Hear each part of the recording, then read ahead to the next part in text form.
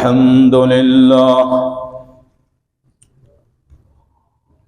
الحمد لله وكفى والصلاة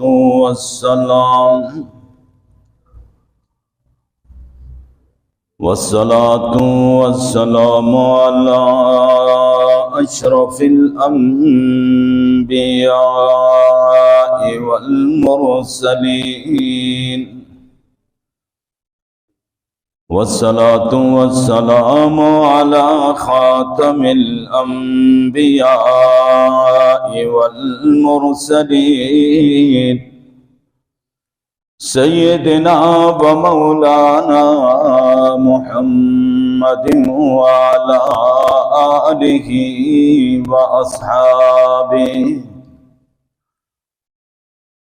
وأصحابه الطيبين الطاهرين. أما بعد فأعوذ بالله من الشيطان الرجيم. بسم الله الرحمن الرحيم.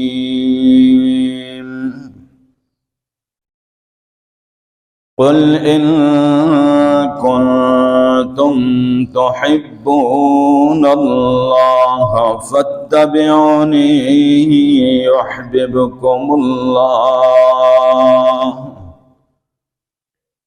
ويغفر لكم ذنوبكم والله غفور رحيم.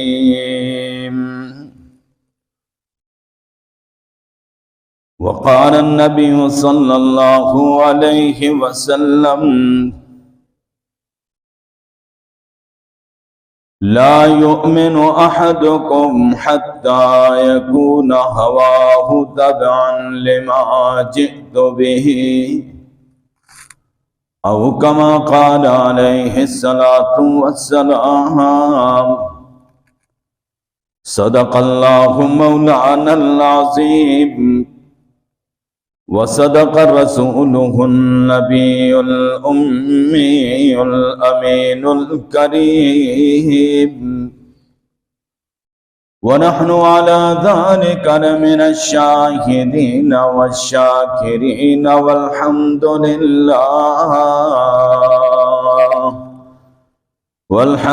لله رب العالمين.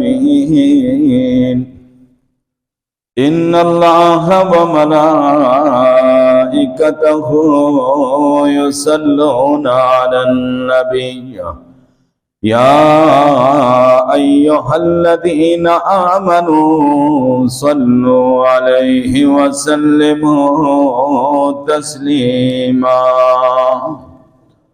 सब हज़रात दुरूद शरीफ मोहब्बत से पढ़ लीजिए. अल्लाहुम्मा सल्लि अला मुहम्मदिन व अला आलि मुहम्मदिन कमा सल्लैता अला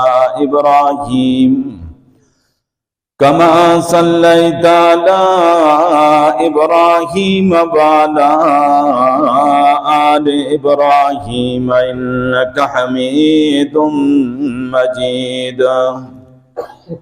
अल्लाहुम्मा बारिक अला मुहम्मदिन व अला आलि मुहम्मदिन कमा बारकता अला इब्राहीम व अला आलि इब्राहीम इन्नका हमीदुम मजीद.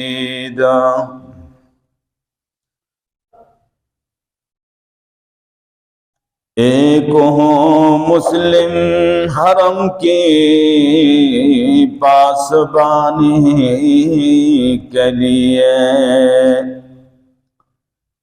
एक हो मुस्लिम हरम के पासबानी के लिए,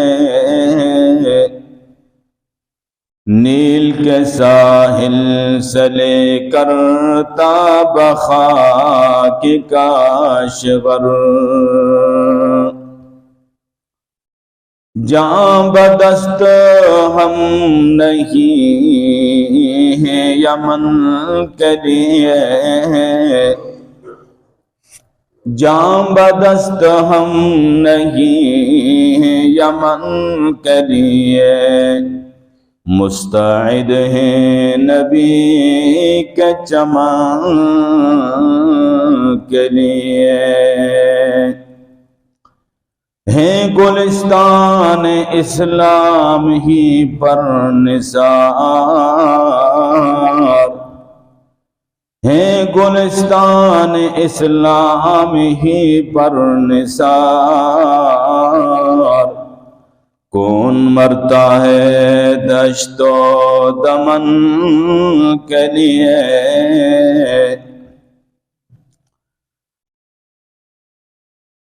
عزتیں بھی لگا دیں گے داؤ پہ ہم، عزتیں بھی لگا دیں گے داؤ پہ ہم، عظمت دین حق کے چمن کے لیے، یا رب صل وسلم دائما ابدا علی حبیبک خیر الخلق کلہم، هو الحبیب الذی ترجى شفاعته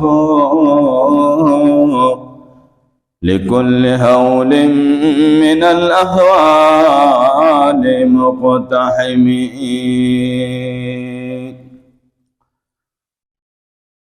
نہایت ہی قابل صد احترام دوستو، بزرگوں، پیارے محبوب صلی اللہ علیہ وسلم کی سیرت طیبہ کے حوالے سے گزشتہ کئی جمعوں سے ترتیب کے ساتھ قدم بقدم آپ کے سامنے گفتگو ہو رہی ہے۔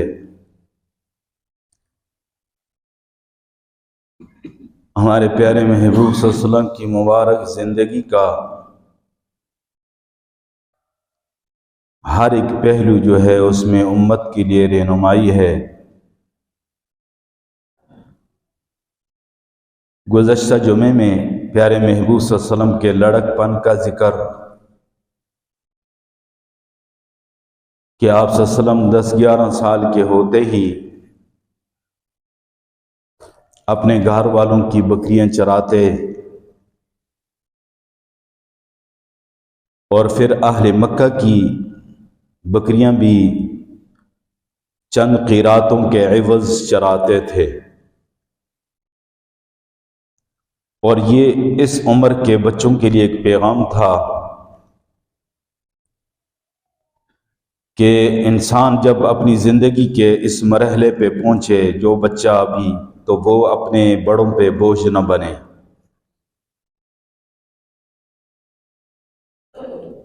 اور کسب معاش کے لیے حلال کے جو بھی ذرائع ہیں ان کو اپنائے، اور اس میں کوئی شرم اور عار کی بات نہیں ہے۔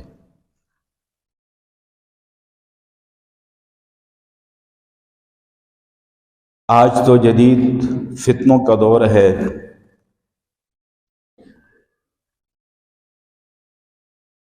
اور سوشل میڈیا کا دور ہے،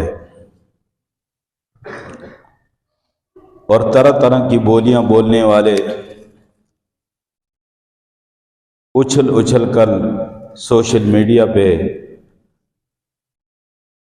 اپنی دانشوریاں بکھیرتے ہیں۔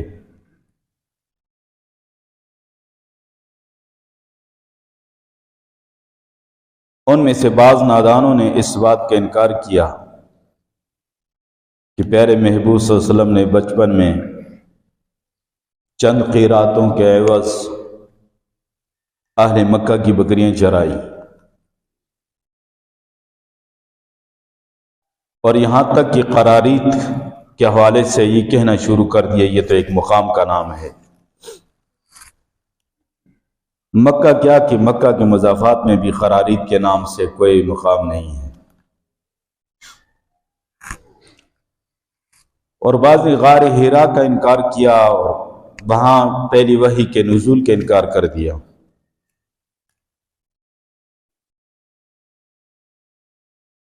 تو عجیب عجیب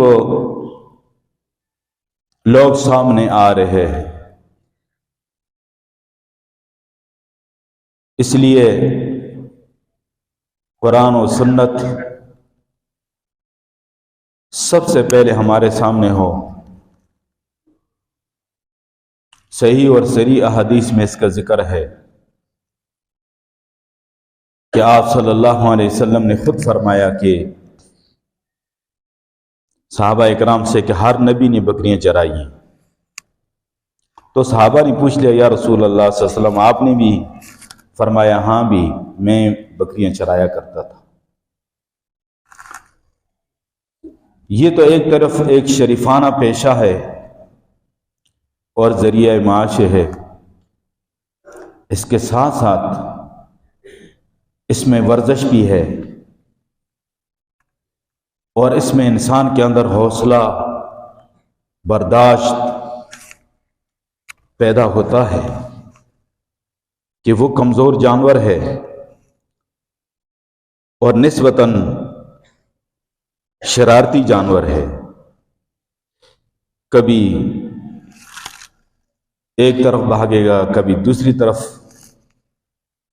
ایک لمحے کے اندر بکریاں ادھر ہوں گی، کچھ ہی دیر کے بعد دوسری سائڈ پہ پہنچی ہوں گی۔ راعی جو ہوتا ہے اس کو خیال لحاظ رکھنا پڑتا ہے، کہیں جنگلی درندے بھیڑیا کوئی خطرناک چیز نقصان نہ پہنچا دے، اپنے ریوڑ سے علادہ نہ ہو جائیں۔ یہ در حقیقت اللہ اپنے پیاروں کی ایک تربیت کرنا چاہتا، اور بھیڑ بکریوں کی طرح منتشر انسانوں کو اللہ کے نبی اللہ کے در پہ جمع کرتے ہیں اور اللہ ہی کے سامنے جھکنے کی تعلیم دیتے ہیں۔ جس طرح بھیڑ بکریاں جدھر منہ اٹھا کے چل پڑی ان کو اکٹھا کرنا، ایسے ہی یہ انسان جو ہیں یہ بھی کوئی ادھر جھک رہا ہے، کبھی کوئی ادھر جھک رہا ہے، کوئی ایک بت کے سامنے جھک رہا ہے، کوئی دوسرے بت کے سامنے جھک رہا ہے، ان سب کو اکٹھا کر کے اللہ کے در پہ جھکانا، یہ گویا کہ ان کی عملی ایک تربیت بھی ہوتی تھی۔ آپ صلی اللہ علیہ وسلم کی مبارک زندگی کے 12 سال جب پورے ہوئے، چونکہ آپ کے دادا جان بھی دنیا سے جا چکے، آپ اپنے چچا ابو طالب صاحب کی کفالت میں ہیں۔ ظاہری طور پہ تو ابو طالب صاحب کی کفالت ہے، لیکن حقیقتاً آپ خود کفالت فرما رہے ہیں، کیونکہ پیارے محبوب صلی اللہ علیہ وسلم جہاں ہوں اللہ کی رحمتیں اور برکتیں پہلے سے ہی استقبال کر رہی ہوتی۔ حضرت حلیمہ کے جھونپڑے میں آپ تشریف لے جاتے ہیں تو اللہ کی رحمتیں اور برکتیں وہاں آپ کا استقبال کر رہی ہیں، اور جب آپ اپنے دادا جان کے گود میں ہوتے ہیں تو اللہ کی رحمتیں اور برکتیں وہاں پر آپ کا استقبال کرتی ہیں، اور پھر ابو طالب صاحب کے گھر میں ہیں تو اللہ کی رحمتیں اور برکتوں کا نزول وہاں پر ہوتا ہے۔ ابو طالب صاحب کثیر العیال تھے، یعنی اعلی اولاد زیادہ تھی، مالی طور پہ کمزور تھے۔ یہ کہ علیحدہ ٹاپک ہے، اس پہ کبھی بات کروں گا کہ اس وقت قریبی جو رشتہ دار ہوتے تھے، اس طرح بھائیوں میں بہنوں میں جو مالی طور پہ کمزور ہوتا تو ان کے ایک بچے کو 2 بچوں کو ان سے لے لیتے تھے کہ بھئی ان کی تربیت پرورش ہم کریں گے۔ اس طرح آپ کی اولاد بھی آپ کے بھائیوں نے آپ سے لی، فرمایا عقیل کو میرے پاس چھوڑ دو، باقی جو ہے، اور پیارے محمد صلی اللہ علیہ وسلم کو بس۔ پھر آپ صلی اللہ علیہ وسلم نے حضرت علی رضی اللہ عنہ کے اسی طرح اپنے چاچا سے لے لیا، اور حضرت علی رضی اللہ تعالیٰ عنہ کی پرورش، تربیت پیارے محبوب صلی اللہ علیہ وسلم نے خود فرمائی۔ فرماتے ہیں کہ جب دسترخوان لگتا، گھر والے کھانا اگر شروع کرتے تو کھانا کم پڑ جاتا، لیکن جب پیارے محبوب صلی اللہ علیہ وسلم کھانے کے لیے دسترخوان پہ تشریف لے آتے تو کھانا بچ جاتا، اتنی برکت ہوتی۔ پھر حکم جاری کر دیا خواجہ صاحب نے کہ جب تک پیارے محمد صلی اللہ علیہ وسلم تشریف نہیں لاتے دسترخوان پہ کوئی کھانا نہ شروع۔ تو اس لیے ظاہری کفالت تو ابو طالب کی تھی، حقیقتاً کفالت تو محمد مصطفیٰ صلی اللہ علیہ وسلم کی تھی۔ اور چونکہ عبد المطلب صاحب نے خصوصی ان کو وصیت کی تھی کہ میرے اس پوتے کا خیال رکھنا ہے، تو یقیناً انہوں نے بہت خیال رکھا ہے۔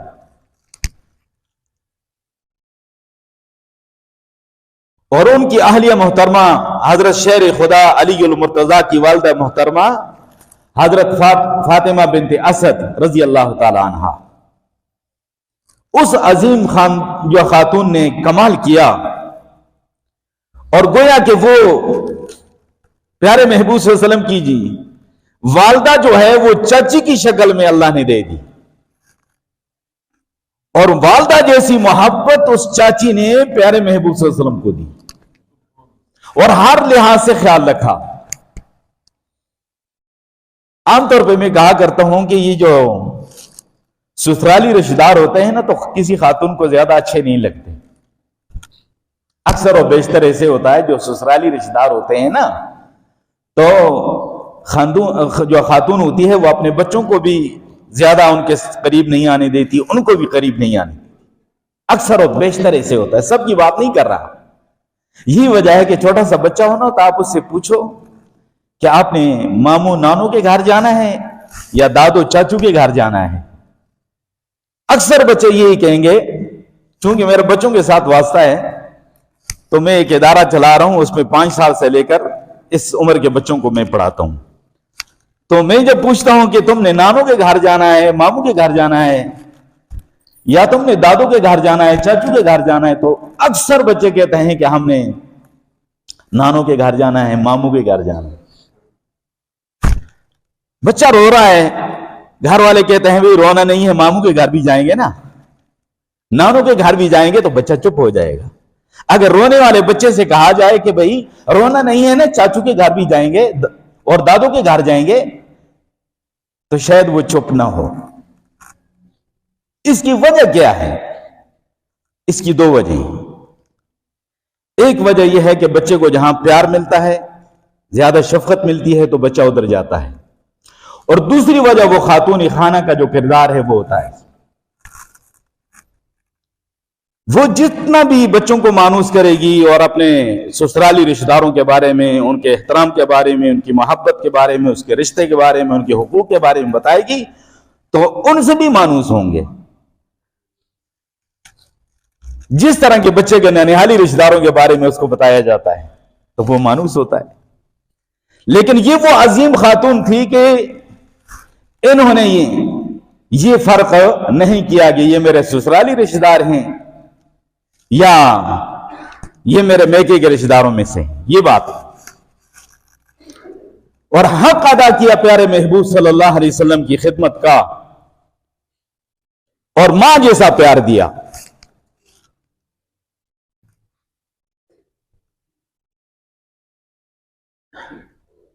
اللہ نے ان کو توفیق عطا فرمائی، وہ ایمان لے آئی تھی، اور یہ اللہ کا بڑا ان پہ انعام تھا، اللہ کا بڑا احسان تھا۔ اپنے بھتیجے کا کلمہ پڑھا، اور جب فوت ہوئی نا تو حضور پاک صلی اللہ علیہ وسلم نے ان کے کفن کے لیے اپنا کرتا پیش کیا، اور قبر جب تیار ہو گئی تو آپ صلی اللہ علیہ وسلم قبر میں اتر گئے اور قبر میں لیٹ گئے۔ صحابہ اکرام حیران ہوئے کہ ایسا ماجرا ہم نے کبھی نہیں دیکھا، اور یہ آپ صلی اللہ علیہ وسلم نے پہلی دفعہ ایسا عمل فرمایا ہے کہ اس قبر میں آپ لیٹ گئے ہیں۔ تو تو پوچھ لیا یا رسول اللہ صلی اللہ علیہ وسلم آپ اپنی چاچی کی قبر میں لیٹ گئے؟ فرمایا ہاں میں لیٹ گیا. میں نے کفن میں اپنا کرتا اس لیے دیا تاکہ اللہ کی رحمتوں کا نزول ہو. میں قبر میں اس لیے لیٹ گیا تاکہ میری چاچی کی قبر اللہ کی رحمتوں سے بھر جائے. تھوڑی دیر اس قبر کے اندر لیٹنے سے وہ رحمتوں سے بھر جاتی ہے. تھوڑی دیر چاچی کی قبر میں لیٹنے سے وہ رحمتوں سے بھر جاتی ہے. جو پیارے محبوب صلی اللہ علیہ وسلم کے ساتھ لیٹے ہوئے ابو بکر عمر ہیں ان کی قبر رحمتوں سے نہیں بھرے گی. ہر وقت اللہ کی رحمتوں کی بارش نہیں ہوگی، یقیناً ہوگی. اس لیے ہم کہتے ہیں کہ پیارے محبوب کے سارے جانثار عظیم ہیں، لیکن ابو بکر عمر عثمان و علی کی شانی نرالی ہے.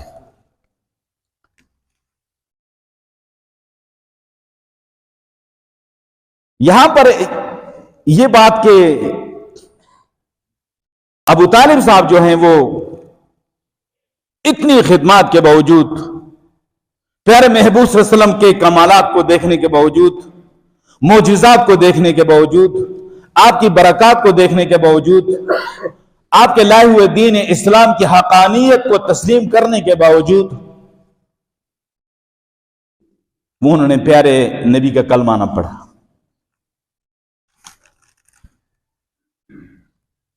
اور یہ بس اللہ کا فیصلہ ہے.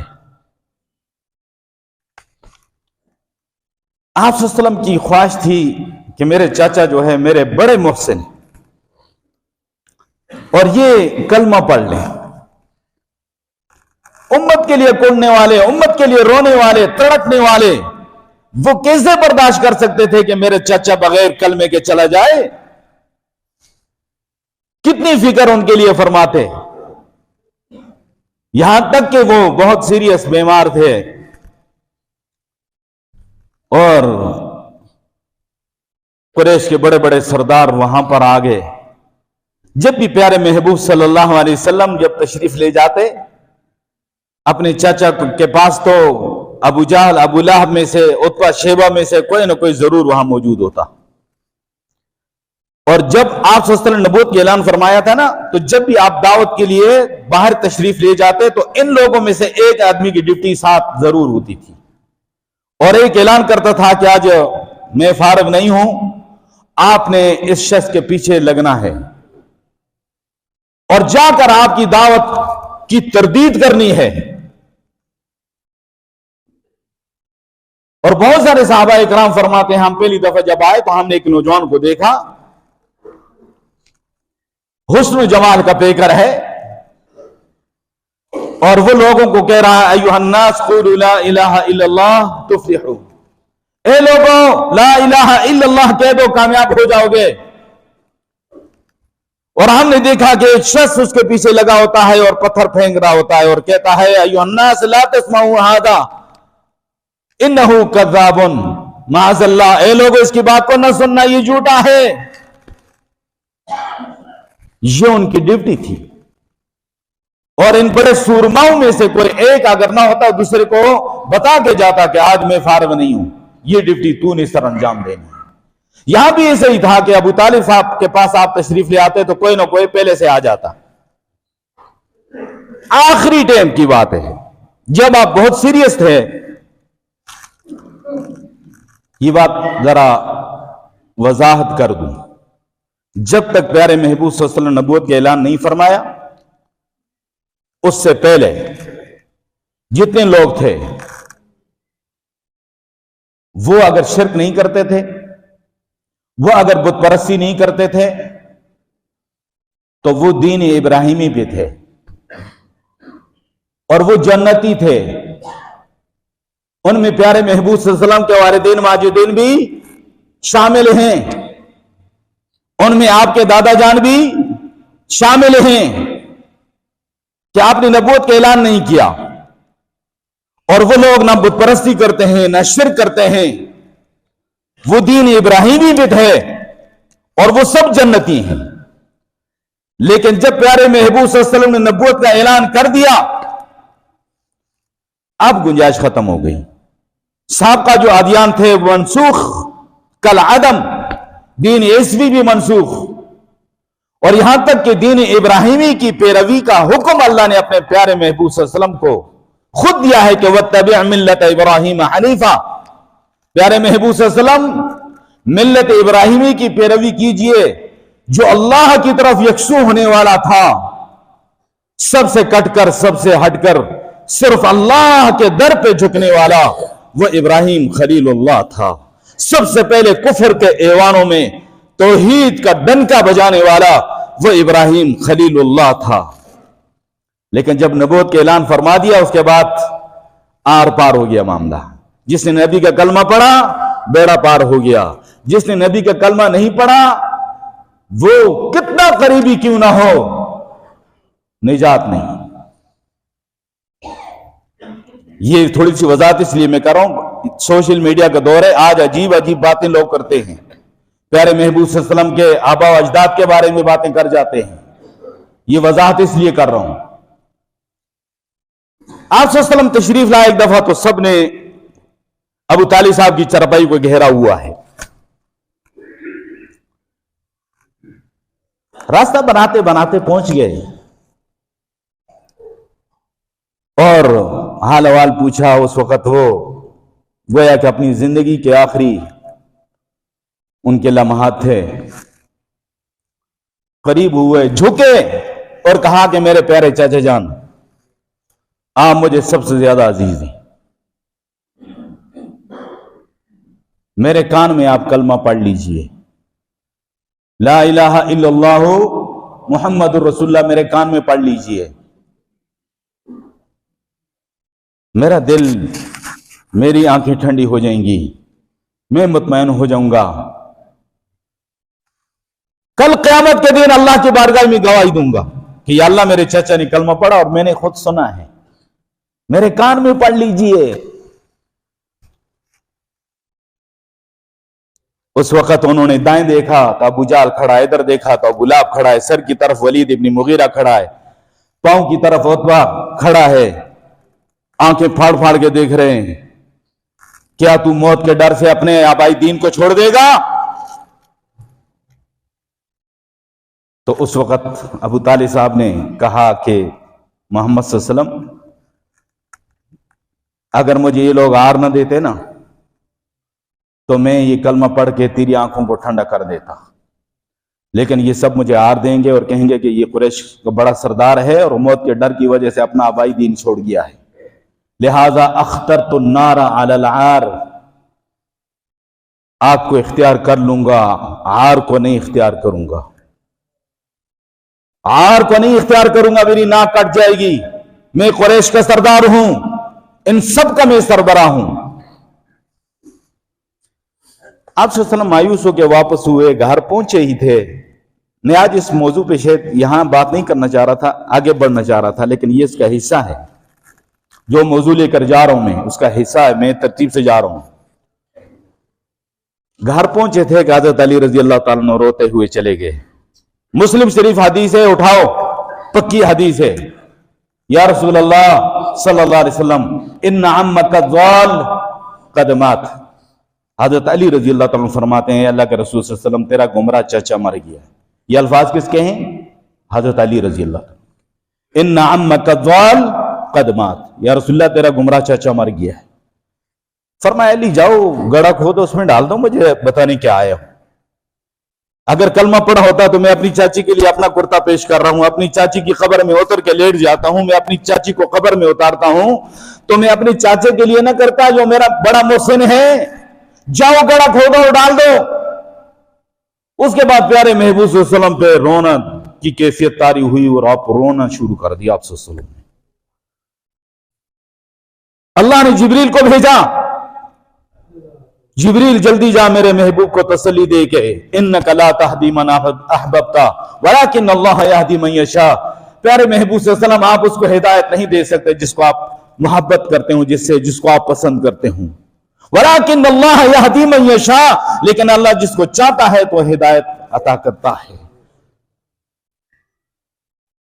वो चाहेगा तो हबशे से काले बिलाल को तेरा गुलाम बना देगा बुला के, वो चाहेगा तो सहब को रूम से बुलाकर तेरा जानिसार बना देगा, وہ چاہے گا تو سلیمان کو فارس سے بلا کر تیرے اہل خانہ میں شامل کر دے گا، اور نہیں چاہے گا تو تیرے کمالات کو رات دن دیکھنے والا، تیرے معجزات کو دیکھنے والا، تیری برکات کو دیکھنے والا، اس کو میں ہدایت نہیں دوں گا۔